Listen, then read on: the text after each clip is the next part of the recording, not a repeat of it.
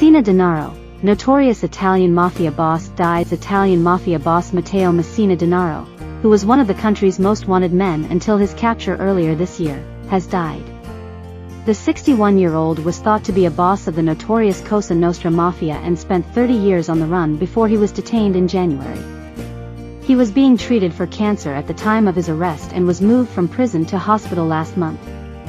Denaro was thought to have been responsible for numerous murders.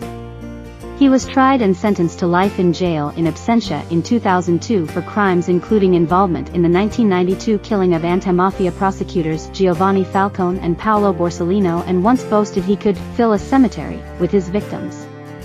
He also oversaw racketeering, illegal waste dumping, money laundering and drug trafficking for the Cosa Nostra organized crime syndicate.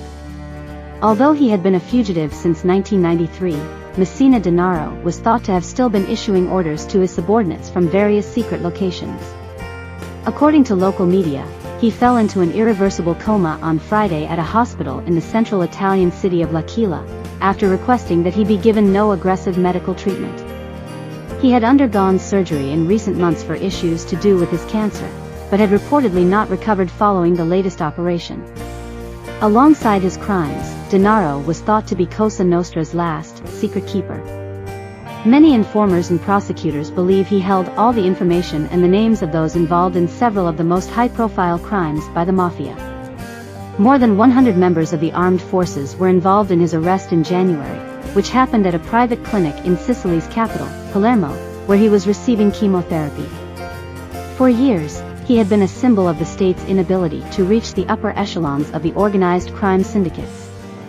However, few photos of him existed and police had to rely on digital composites to reconstruct his appearance in the decades after he went on the run. A recording of his voice was not released until 2021.